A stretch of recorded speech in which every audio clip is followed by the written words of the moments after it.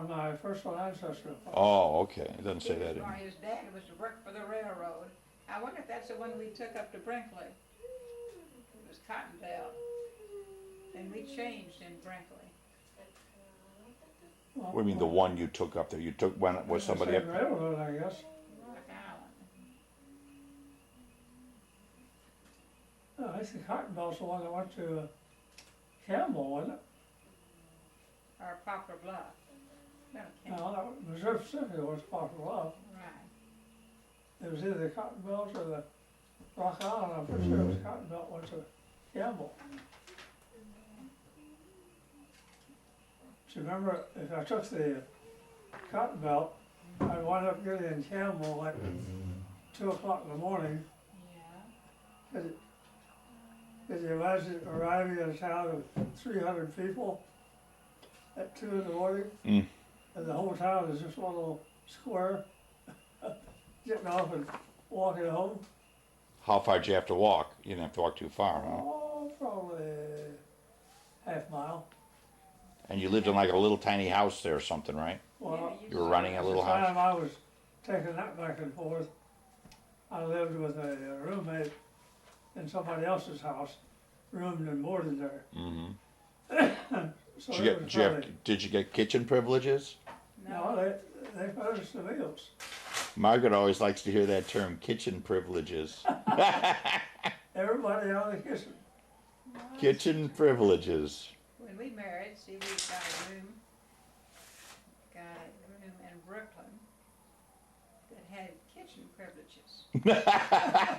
Well, Margaret's listening.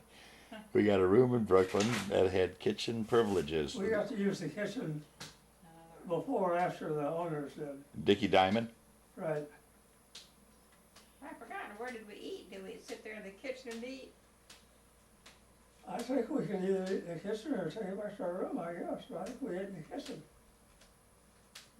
So I think they had a set time for dinner.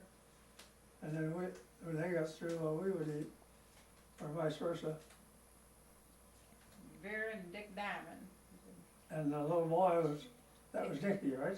Uh-huh. And Every night when he would usually get a spanking every night. He would usually get a spanking every night. Why? Well, every night when his daddy came home, his daddy always rode a motorcycle home. His daddy rode a motorcycle, really? He worked at the harbor, or the Mhm. deck, the dock or something. He was a longshoreman. He was a pretty husky guy. Yeah. Yeah.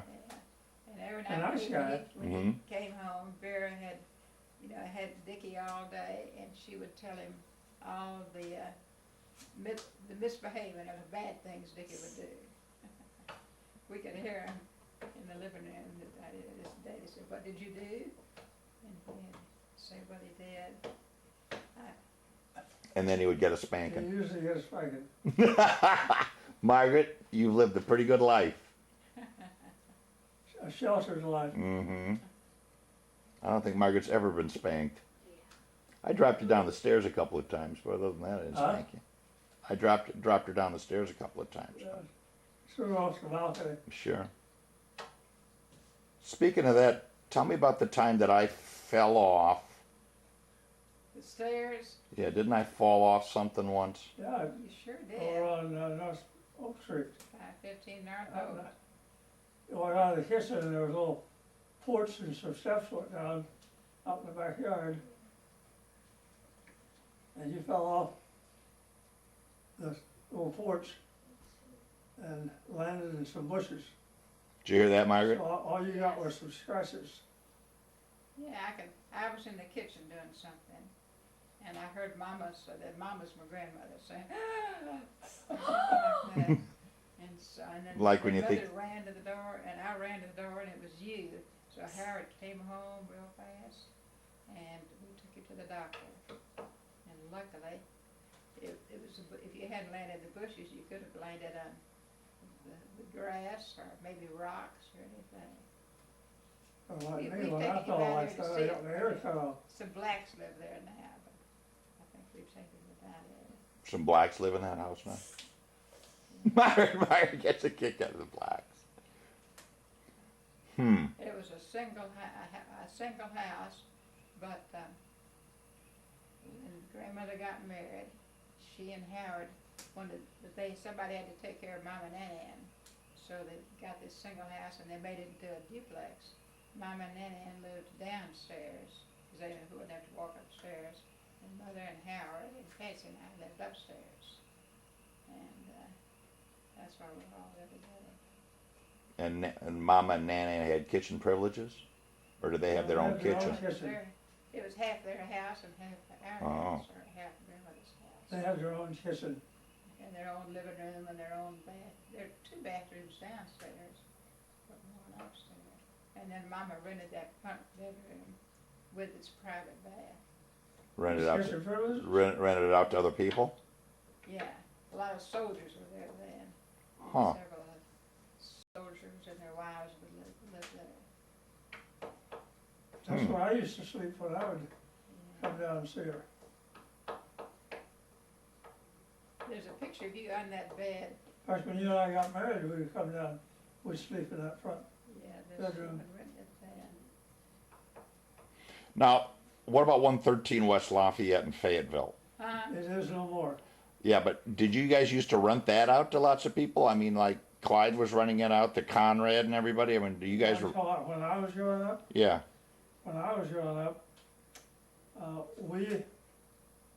My mother and dad and Hadley and Sherman Jr. and I lived in what was Clyde's living room and kitchen Mm-hmm. and up in the attic. Mm-hmm. That was our Yeah. area. And then Garrett and Reba lived in where Conrad was. Next door. And then sometimes the 2 rooms downstairs we rented out to students. 2 rooms. You mean? There's a kitchen and a bedroom. Okay, so I consider that one room. All right. What? You rented out the kitchen and then you rented it to one person and the bedroom to somebody else. All right. There was 1 apartment down there in the That's what I basement. meant. Okay. I remember you told me one It had time this entrance on the Right. from downstairs. Right. that Reba's leg went through the ceiling upstairs, and you could see it downstairs. No, Reba was hiding Christmas presents up in the attic, which did not have the portion of it didn't have a floor. Mm-hmm. And she was over where it didn't have a floor and slipped off the floor joist. Planks, yeah. Mm-hmm. And her foot came right through the ceiling. Right through the ceiling. Oh. We were all sitting in the living room. And that was a dirty. Is that how you first found out about the dirty ankles? Dirty ankles. Didn't she have dirty ankles? Reba? Yeah. Not that I know of. I thought that was the lady you always said had dirty. She wore moccasins and had dirty ankles. But she wore What are you moccasins. talking about? Don't you remember that, Mom? I don't remember the dirty ankle part. I remember you always talking about that she had. Well, you always wore moccasins and she had dirty ankles. So what? Oh well. Maybe I forgot. And That's she was a pretty hard working lady. Reba. She's the one, we were out on the farm, and Dad and Clyde were working, spraying the apple orchard.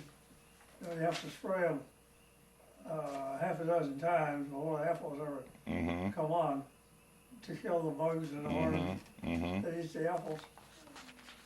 And that's a big job. And you have a big spray rig that has a big tank that has the chemicals you spray, Mm-hmm. and has a gasoline-driven engine that keeps the thing stirred and Right. pumps the pressure of the spray with. Right. And you got the spray guns that you sprayed the trees with. And something was always going wrong, because we didn't have any money to spend to buy anything new. Yeah. So we're always repairing things. And the spray gun was like a thin tube or pipe Right. made up in sections with a nozzle on the end of it and a valve handle Yeah. on it. And Clyde had that all laid out. He was repairing it. They cut a section out that had a leak in it, so it was spraying all Right. and had it all lined up to solder it back together, lined up in front of the Yeah. fireplace, and was heating his solder iron in the fireplace, and just get ready to solder it. And Reba remember what it was she went to, for one of her children, I think, were about to get over and disturb what Clyde was working on. And in the process of grabbing the child, she kicked the whole spray thing in the fireplace all over the living room. Oh, Clyde was fit to be tied. Clyde. Margaret, do you remember Clyde? No. She doesn't. We still have some of his $2 checks and sitting in my drawer. Those still have not cleared. What if we deposited those now? Would they bounce? It'd be just like Seinfeld and his grandmother. Right, That bank is probably gone already. could be. Probably on the McElroy Bank, which is no longer. Now, Clyde never got married. Did he ever No. come close to getting married? He had had some girlfriends. But he never married them. Actually, in college, he likes to do dating. Likes to go dances. Mm-hmm. And then he was living up in a hotel somewhere in New York City or something Yeah, for he lived many in a years? hotel for a while. That's how come we ended up in Brooklyn, Yeah. why you were born in Brooklyn. St. George Hotel. So he lived in a hotel for like, you mean months on end? Years. Years. Well, did the hotels have a kitchen? I'm sure he had some way to cook. Hot plate? Like Barney Fife? Yeah. Right. Because he wouldn't go out and eat all of his meals in restaurants or anything, Not would he? all of them, but he did some. In fact, I think I told you when Kathy and I first went to New York City, first time we'd ever been there. We went from a town of 300 Yeah, to a town of 3 million, yeah. and we checked into the St. George Hotel. So that's the only hotel I knew anything about, because Clyde lived there. Yeah. And we went out to eat, went to a Tofanetti's restaurant, which was a cafeteria, Yeah. and got our food, and went to sit down, and looked at the table right next to us, and there was Clyde. There was Clyde sitting there eating. Couldn't believe it. Out of 3 million people. Well, you knew he was going to be around there somewhere. You were in the same hotel as Well, him. no, I didn't know. He didn't even know I was coming to New York. Oh, he didn't even know. No, So he lived in a hotel for years and years. well, I mean, for a good long while, and then he moved out, got an apartment. Remember an apartment, hun, Yeah, I do, we went there for dinner one time. right? What was that like? Okay, it's I pretty think good it was shot. a pork roast or something he boiled in water. And Well, what else He would you boiled boil it in water. What else would you boil it in? water. I never have But boiled pork. But I- it wasn't roasted in an oven, it was boiled in a pot. That doesn't sound good at all. It was pretty good. He didn't cook it in an oven. He boiled it in boiling water, the meat. That sounds absolutely horrible. That's the way your mother fixes a pot roast. She puts it in a pot, and she puts it on top of the stove and covers it and put, In boiling water? yep, I don't just put No. I first put the roast in. I have a little Don't you cook it first in margarine, little oil or something? Or yeah, and brown it on all sides. well, he may have done that as far as I know, I don't know. And then I put the potatoes and the carrots and onion and celery. And then so where was his apartment? In Manhattan or where was it? yeah, I don't remember the address, but it was what do they call those, brownstones? A little studio apartment? Yeah, a little No, brown. it was what probably had been a nice house. That had been divided up They into were all apartments? lined up, Yeah, No yard, just right. side by side. Hmm. Went up some steps to get Good. out. I thought it was downtown. Seemed like it was people, walking up and down the streets. Well, it was that close to downtown. Yeah, I thought it was. Did he like living in New York City? He must have liked it if he lived there all I that think time. he likes it all right. He would say. He likes the work he was doing. He was an engineer's engineer. To the day he died, he could explain the water wheels to you he would, I noticed we were walking in the sidewalk of that street with lots of other people walking, and somebody would ask him for money for something, and he would tell them, said, I'm gonna, or I'm working the other street, or something No, like he that. started, Bob, to get out of here, I'm working this side of the street. I'm working this side of the street. Did you hear that, Margaret? What? Some bum came up to Uncle Clyde and asked him for some money, and the Uncle Clyde told the bum, "Get out of here! I'm panhandling on this side of the street."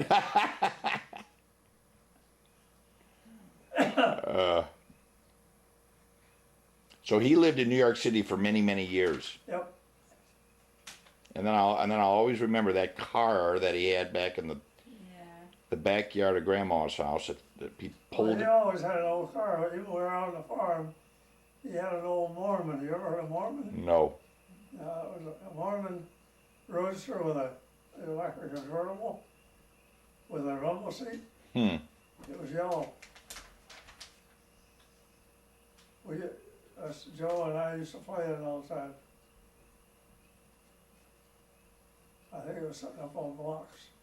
It was out in the, what we call the machine shed. It was a big, workshop.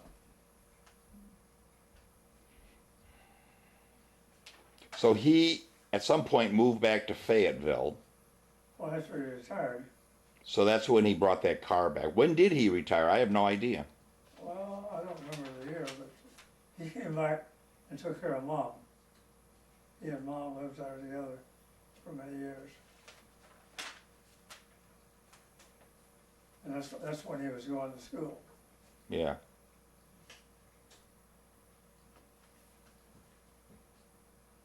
There were several articles about him being the oldest student there. Right. I remember that.